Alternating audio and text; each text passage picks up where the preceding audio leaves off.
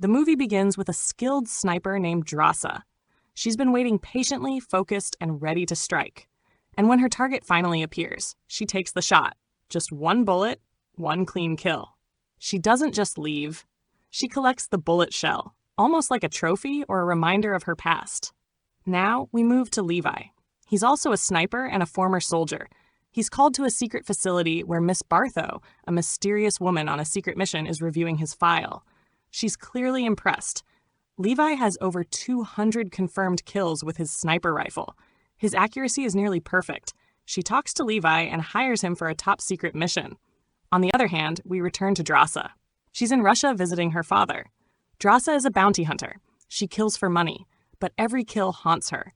Every year, she gives her father the bullet casings from her kills, hoping maybe it will ease her guilt. But her father is tired of the silence, tired of the pain. He tells her, "If you don't come back to me before February 14th next year, I will take my own life. Just say goodbye once, wherever you are." Drasa, shocked and heartbroken, leaves quietly. Meanwhile, Levi is flown in a helicopter to the border between Russia and the US. His mission? Stay isolated for 1 year. No contact with the outside world. Once dropped off, he begins a 3-day journey to his post. On the way, he meets his outgoing senior, another soldier who served a full year here and is finally returning home. They talk. The senior is thrilled to speak to another human. He begins explaining the rules. This is the East Tower. It's ours for the US. The West Tower belongs to Russia. Between them, a massive gorge. His job, keep watch, reload the machine guns, fix any broken trackers, and, if a siren goes off, run. Run 4 kilometers without stopping. Levi asks, why such strict measures? The senior gives a strange answer. That's what my senior told me. Now I'm telling you. To prove a point, the senior throws a grenade into the gorge. From below, terrifying sounds echo back, something alive, something dangerous. This is the gorge, he says. We don't know what's down there, but our job is to keep it from coming up. After handing off the post, the senior boards a helicopter. But then something unexpected happens. Levi watches as the rope holding the senior is cut. He falls straight into the gorge. No one leaves this mission alive, and Levi has no clue. Levi begins his new routine, checking systems, reloading bullets, and updating reports. One day, he hears sounds from the Russian West Tower. He looks across and sees someone, a girl, Drasa. Like him, she's been assigned here to protect the border and shoot down anything that rises from the gorge. They stay silent at first. Weeks go by, months pass. One day, on her birthday, Drasa fires a bullet into the sky just to get Levi's attention.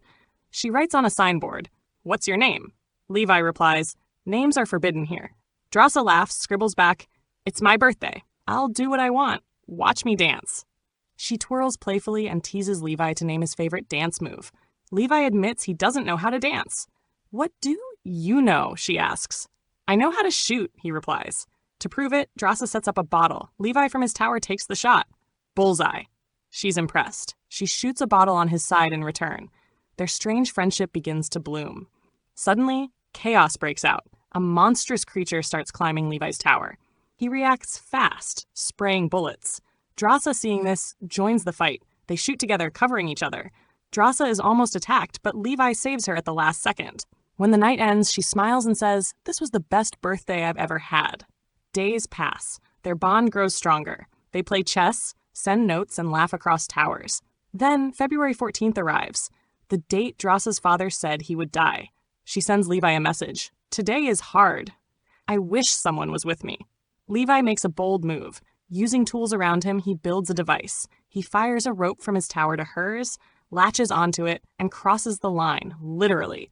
Dangling midair, struggling against gravity, he finally reaches Drasa. She welcomes him with flowers, overwhelmed with joy. But Levi is exhausted.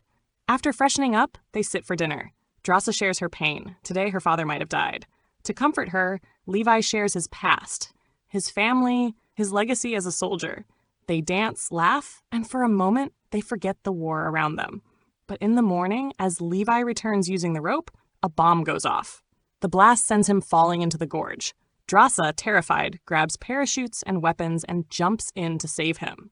They fall into a glowing underwater world filled with yellow light and strange creatures. Levi is attacked. Just before he's eaten alive, Drasa arrives, firing her gun, saving him once again. But it's not over. Hybrid creatures appear, horse-like beasts with tentacles and tree-like human riders. Drasa and Levi fight their way through, bullets flying. They discover a hidden facility underground, once run by a scientist who created super soldiers by combining human DNA with other organisms. But something went wrong. Trees began to grow human organs, spiders with human faces, creatures with twisted, living DNA. They find a DVD explaining the experiment. It was supposed to make super soldiers, but instead, it made monsters. As they explore deeper, Levi uncovers more. This was all Ms. Barthow's doing. She hired soldiers like Levi and Drasa to cover up her experiments. The towers, the guards, the secrecy, it was all to hide this truth. They try to escape, but more creatures surround them. Drasa is dragged into the red zone, a more dangerous area. There, she meets a horrifying figure, a half-human, half-tree monster, once a scientist named B. Shaw. He studies her, finding signs of DNA fusion. Drasa fights back with a sharp object, stabbing him. He won't die. He boasts, "I can breathe oxygen and carbon dioxide. I am more than human." Before he can strike her down, Levi appears and sets the tree creature ablaze. They keep moving. They pass through a bizarre net made of human and plant DNA. It's sticky, full of organs, and alive. When one plant creature awakens and attacks, Levi burns it to save Drasa. Finally, they find a jeep and escape through the blue zone. Back in the yellow zone, more enemies attack. Levi fights while Drasa grabs a rope to climb out. They tie the jeep to it and begin their ascent. As monsters follow, Levi makes his final move. He opens the jeep's fuel tank, spills gasoline, and just as they reach the top, he sets everything ablaze. The monsters are destroyed. Now they know the truth. They can't stay. They decide to disappear, start a new life. Drasa reveals she has a secret place in France. No one knows it exists. Levi says, "I'll head back to my tower and destroy all the evidence. I'll even trigger the missile to erase the Gorge and all the experiments forever." Back at his tower, Ms. Barthow contacts him. She suspects he went into the Gorge. Levi lies. She knows he's hiding something, so she plans to kill both of them. As Levi prepares the bomb, Ms. Barthow and her forces attack. Drones. Helicopters. All after him. But Levi is ready. He makes the longest sniper shot of his life, hitting the missile's trigger device from miles away. The missile detonates. Levi runs. Drasa also flees from the blast radius. But fate is cruel. Drasa survives, Levi doesn't. The entire Gorge is destroyed. The twisted facility, the experiments, gone. Drasa doesn't leave the area for 5 days. She waits to see if the DNA inside her mutates. But nothing happens. Finally, she walks into the world again, alive and human. Time passes. She finds work as a waitress in her secret French hideout. One day, while serving tables, a familiar face appears. Levi. He slides her a note like they used to communicate.